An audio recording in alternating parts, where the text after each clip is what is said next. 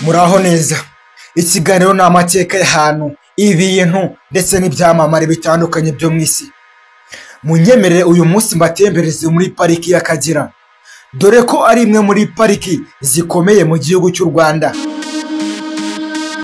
Pariki y'Akagera iherereye mu majyaruguru y'iburasirazuba bw'u Rwanda, ikaba iri hafi n'umupaka mpuzamahanga w'u Rwanda na Tanzania. Iyi pariki kandi ikunda gusurwa na ba mukerarugendo batandukanye bavuye mu bihugu by'imahanga. Ngiye mukomeje kubana mu kiganiro, amazina ntajya ahinduka, nitwa Biweti. Icyo usabwa niba ukiri mushya kuri iyi channel, manza wakanda subscribe kugira ngo ujye ubona byinshi bitandukanye kandi mu gihe gikwiye. Izina Akagera rikomoka ku ruzi rucamo hagati y'iyi pariki. Ino pariki yashinzwe mu mwaka w'1934 hagamijwe kubungabunga inyamaswa zitandukanye mu buryo bwo kuzirinda ba rushimusi. Iyi pariki y'Akagera ikaba ifite ubuso bwa kilometero kare 1200. Ese ubundi mu by'ukuri iyi pariki yashinzwe nande? Pariki y'Akagera yashinzwe n'Ababiligi mu gihe bari mu Rwanda, ubwo ni mu gihe cy'ubukoroni. Ino pariki yaje kwangizwa cyane n'abaturage bari bayituyemo mu myaka yasize, bityo rero leta y'u Rwanda ifata ingamba zo kubakuramo ibatuza mu tundi duce dutandukanye tw'igihugu. Iyi pariki y'Akagera ikora ku turere harimo nka Kayonza, Gatsibo ndetse na Nyagatare. Iyo winjira ugiye muri iyi pariki uca mu karere ka Kayonza ukaza gusoreza mu karere ka Nyagatare. Uturutse Kigali werekeza muri iyi pariki y'Akagera harimo intera ya kilometero 108.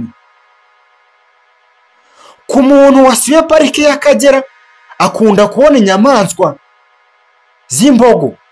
Imbogo ni zimwe mu nyamaswa zifite umubare munini cyane muri iyi pariki y'Akagera, aho imbogo yakuze ibarirwa mu kuba yapimura ibiro hagati ya 700 ndetse na 850. Imbogo kandi ni inyamaswa abenshi bakunda kwita inka zo mu mashyamba.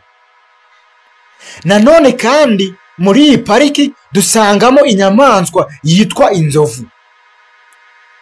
Iyi ni inyamaswa yibuka cyane, dore ko ishobora kwibuka ibintu byabaye mu myaka 30 isize.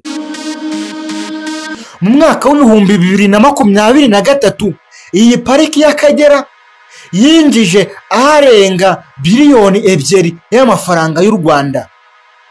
Murumva ko ari amafaranga atari make. Pariki y'Akagera yiganjemo ibyatsi ndetse n'ibiti byiza cyane. Ikaba ariyo pariki yonyine iyo mu Rwanda ifite ibimera bitanga ahantu heza ho guturwa n'inyamaswa zitandukanye. Kubera imigaragarire yaho bituma baje kuhasura banezererwa cyane.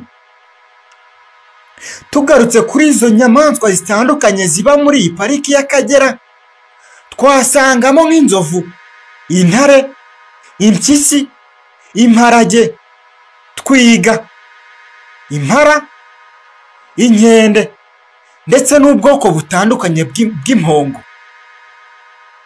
Ikindi kandi iyi pariki y'Akagera igizwe n'ahantu hanini cyane hari amazi. Twavuga nko mu bishanga ndetse n'ibiyaga bitandukanye, harimo nk'ikiyaga cyitwa Ihema. Iki kiyaga kikaba gicumbikiye umubare munini w'ingona ndetse n'imvubu nyinshi cyane.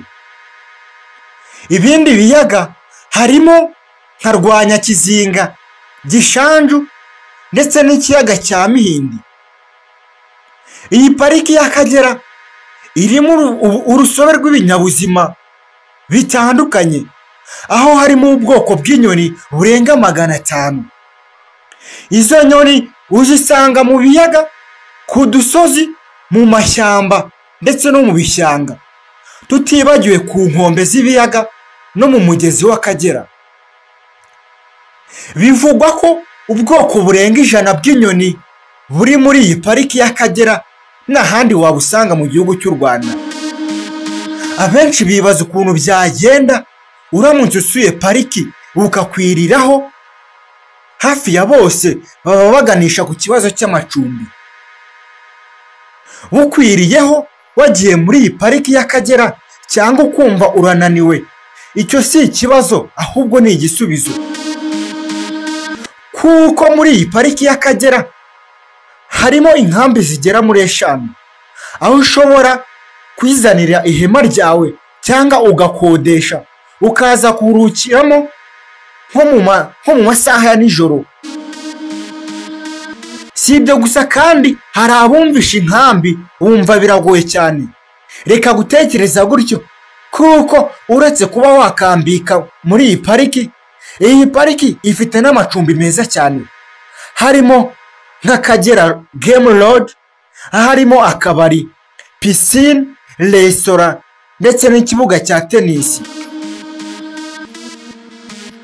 Andi macumbi ari muri aka Kagera harimo nka Ruzizi Talented Lodge, Akagera Rhino Lodge n'izindi zitandukanye.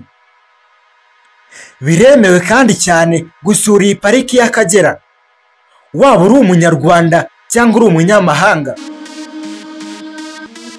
Dushingiye ku biciro bizwi byo kugira wemererwe kujya muri iyi pariki y'Akagera, mu gihe uri umunyarwanda cyangwa ukomoka muri kimwe mu bihugu bigize umuryango wa Afurika y'Iburasirazuba cyangwa se ikizwi nka EAC, wishyura amadolari 16 ku munsi cyangwa mu ijoro rimwe. Mu gihe wajyanye n'abana bari munsi y'imyaka 5, abo bana ntabwo bemerewe kwishyuzwa.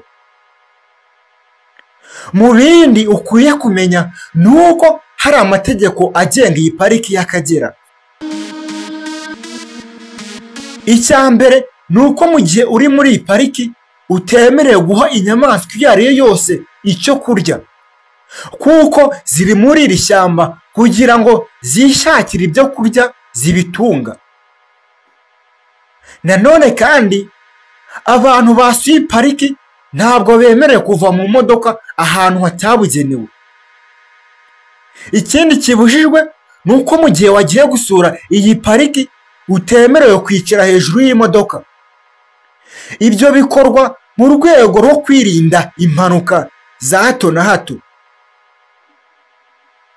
Buri mwaka abaturiye pariki y'igihugu y'Akagera basaranganywa 10% by'inyungu iba yabonetse muri iyi pariki, binyuze mu kubakirwa ibikorwa remezo, guteza imbere abatishoboye ndetse n'ibindi bikorwa bitandukanye.